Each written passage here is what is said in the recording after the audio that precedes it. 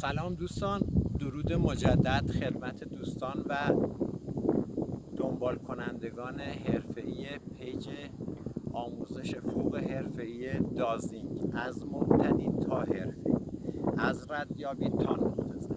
دوستان عزیز، امروز مبحثمون در مورد دشت‌های باز مسطح و بدون هیچ علائمیه، یعنی دشت‌هایی که مسطح هستن و هیچ گونه علائمی ندارن.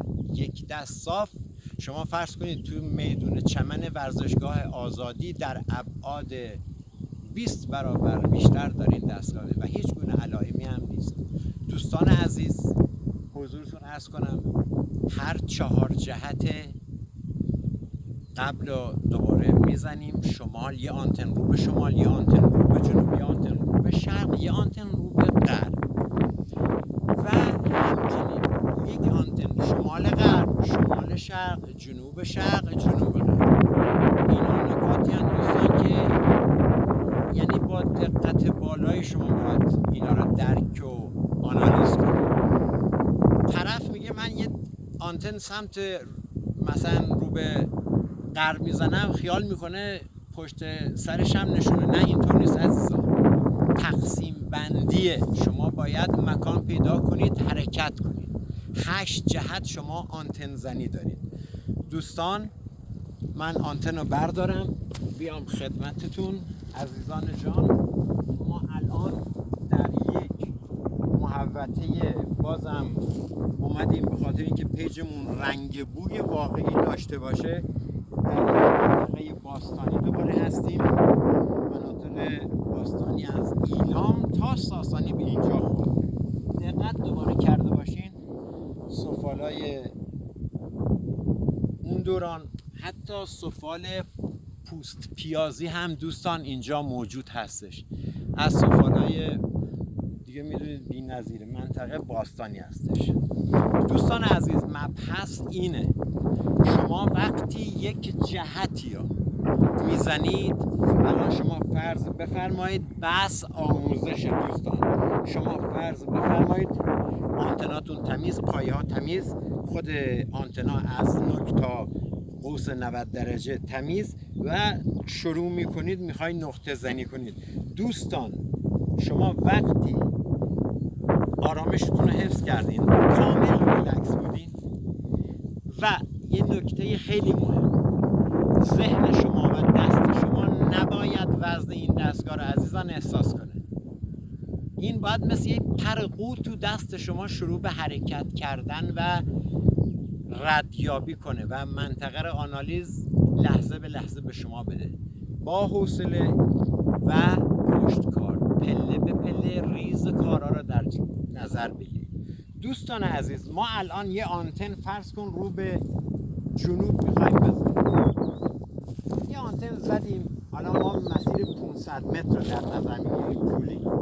یه آنتن ما زدیم، دوباره میگم دستا پایین، ریلکس، پشت هدف، آنتن خوراک چسبیده به دسته یا توی دهن و میاین بالا. یه آنتن که زدین برگشت، شما باید حرفه‌ایای عزیز 100 متر به 100 متر جا به جا میشن، مبتدیای عزیز 5 متر به 5 متر. حالا ما بحث اونم تو حرفه‌ایگری و اینا پارت به پارت بهتون نشون میدیم که انشالله یعنی ویدئویی، مجموعه ویدئوهای دیده باشین که تو سطح جهان بی‌نظیره.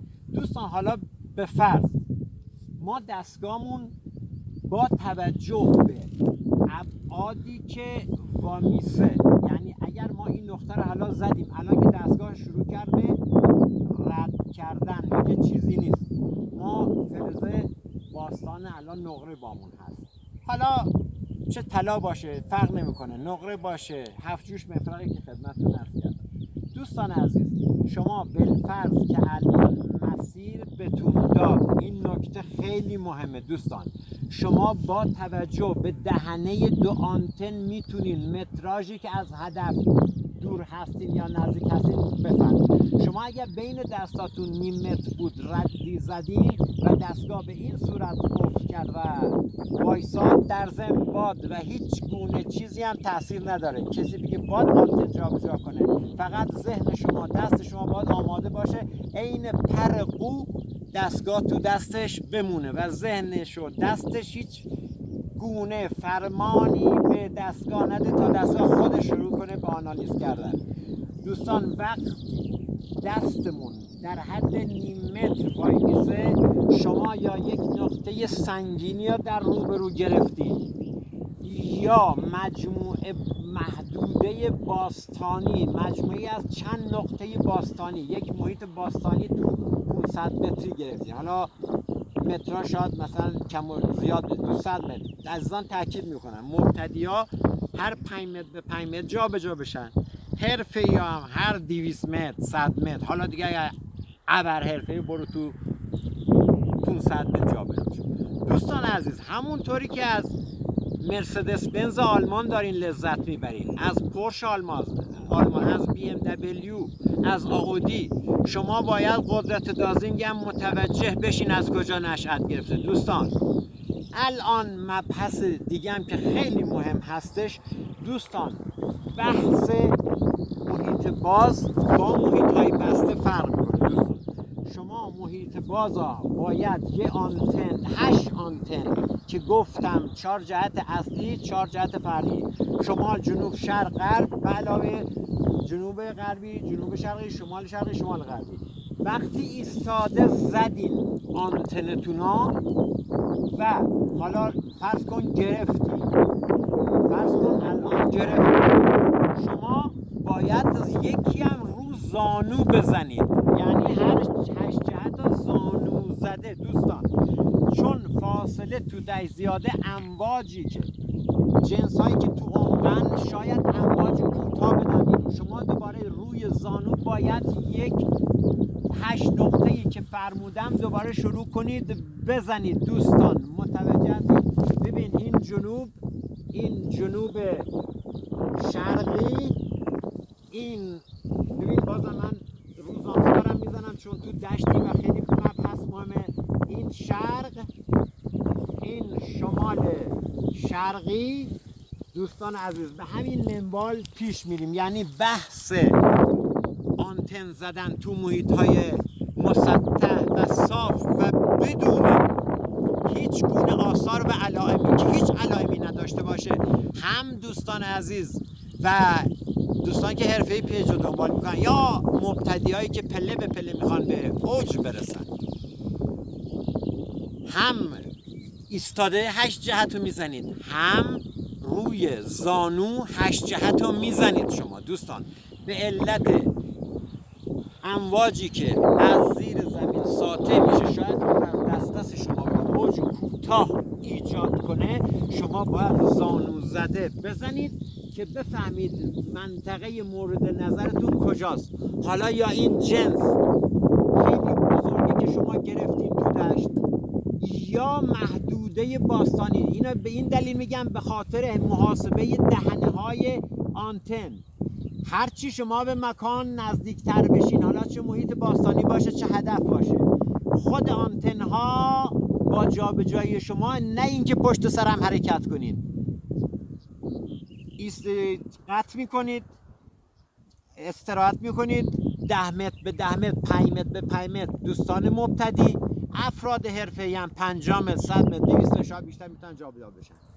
خدمت دوستان عرض کنم این جابجایی خیلی مهم هستش، یعنی هم ریست به خودتون، هم یک رست کامل خودتون میکنید، هم دوستان عزیز یه فرصتی میدین که بهتر مسلط بشین. همونی که گفتم عین یک تک تیرانداز. یک تک تیرانداز وقتی در موقعیت درست محاسبه شده و بدون هیچ لرزشی قرار بگیره، قطعا هدف رو میزنه. دوستان یه مبحث اینجا وجود داره. الان دوستان میپرسن بحث دشته. خب دوستان عزیز، ما چنانچه دستگاه زدیم و روی یک جا وایساد، شما بهش اکتفا نکنید، یعنی پیش خودتون خیال نکنید که 100% کارا گرفتید. امواج بعضی موقع دوستان، من دستگاه رو بذارم زمین، امواج و امواج که از زمین ساطع میشه از اون اجناس مورد نظر، بعضی موقع تداخل امواج ما داریم. شما ممکنه حین تداخل امواج دستگاهتون روی نقطه کاذب کامل قفل بشه حدودی، ولی شما بین 30 ثانیه تا 1 دقیقه دستگاه رو به همین صورتی که من میگم رو به اون نقطه کاذب میگیرید، بین 30 ثانیه تا 60 ثانیه دوستان، تا دستگاه آنالیز انجام بده و بتونه منطقه اصلی ها از منطقه نقطه اصلی از نقطه کاذب چیز کنه، تفکیک کنه. به این صورت که شما 30 ثانیه تا 1 دقیقه رو به روش وایسادین، حالا چه زانو زده چه رو ایستاده، هر دو طرف، بعد دستگاه بعد از 30 تا 1 دقیقه برمیگرده امواج کاذب رد میکنه، رو نقطه اصلی قفل میکنه. اونجاست که نقطه اصلی شماست، روی آنتنی که اول میزنید و قفل میشه، ضربه در میشه، نه قفل کامل روی قفسه سینه. بحث دوستان اینا در نظر بگیرید، ضربه در میخوره، یعنی میاد روی هم، میخواد که بیاد روی هم، حالا ضربه دری هم هست یا نزدیکشی، شاید در 2 متری هدف باشید، وای میسی تا 30 ثانیه تا 60 ثانیه شما شمارش میکنید تا آروم دستگاه نقطه کاذب رو رد کنه. حالا به هر جهتی ممکنه باشه، چپ، راست، هر جا میره رو نقطه اصلی. شما با توجه به این فرم، حفره ها، فلزهای سطحی و امواج مغناطیسی که تداخلی جای اینا را حذف میکنید دوستان، 30 ثانیه تا 60 ثانیه خواهشاً رو نقطه زوم میشید تا خود دستگاه کارا انجام بده. میریم برای پارت دوم. سپاس نباشید عزیزان. ما میایم رو مبحث نقطه زنی. الان ما یک کابلی داریم که این کابل ما در ابعاد مختلف داریم، 2x2، 3x3، 1x1، 2.5، بستگی به بالاخره اگر بزرگ باشه 8x8 هم باشه شما میتونید تبدیلش کنید به 4x4 یا 2x2. دوستان عزیز، ما الان فرض بفرمایید یه نقطه الان اینجا بهتون نشون میدم، یه نقطه ما زدیم. فرض کنید ما این انگشتر رو الان تو عمقه، حالا ما دستگاه زدیم و روی کار قفل کردیم. من میخوام اونجا کامل توضیح بدم. ما 4 تا این کابل را باید به صورت مستطیل یا مربع یا اشکالی که الان دستگاه تا نامنظم زد نامنظم، ولی بیشتر مربع و مستطیل، این کابل رو پهنش میکنیم. 4 نمونه به آنتن مهار داریم برای امواج، مثلا چیزایی که عمقشون رو دستگاه کم میزنه، از اینا استفاده میکنید برای نگهداری. ولی چیزهایی که در عمق هستن دوستان تشریف بیارن، من اینجا توضیحات کامل رو میدم. هم 4 پایه نگهدارنده، 4 جهت کابل کوتاه، جهت عمق‌های پایین، عمق‌های بالا، عمق بالا، و 4 خدمت دوستان عرض کنم 4 تا الان ما اینجا از آنتنامون استفاده کردیم، 4 تا میله بلند برنجی 80 سانت به بالا. ما میایم کجا؟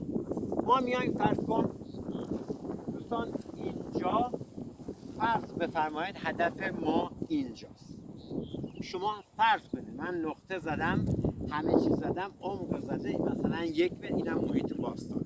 حالا اگر از 1 متر به بالا عمق برامون نشون داد، فرض کن محدودمون رو چیز کرد بهمون نشون داد، ما اگر عمق کارمون بالاتر از 1 متر باشه، از میخای کوچک استفاده میکنیم برای کمک به جمع کردن این محیط، خدمت دوستان عرض کنم باستانی، که امواج بهتر بون. یکی این گوش میزنیم، یکی دیگه گوش سمت، یعنی 4 جهت بقولید، هر 4 جهت کار رو مهارش میکنیم که یا به صورت مربع یا به صورت مستطیل وایسه. حالا این بس آموزش، اگه میبینید کجوری هست دیگه، بس بعداً انشالله دقیق تر بتونه شه. 4 آنتن کوتاه، 4 آنتن کوتاه به خاطر عمق‌های پایین هست. الان من دستگاه رو میارم و خدمتتون عرض میکنم چطور.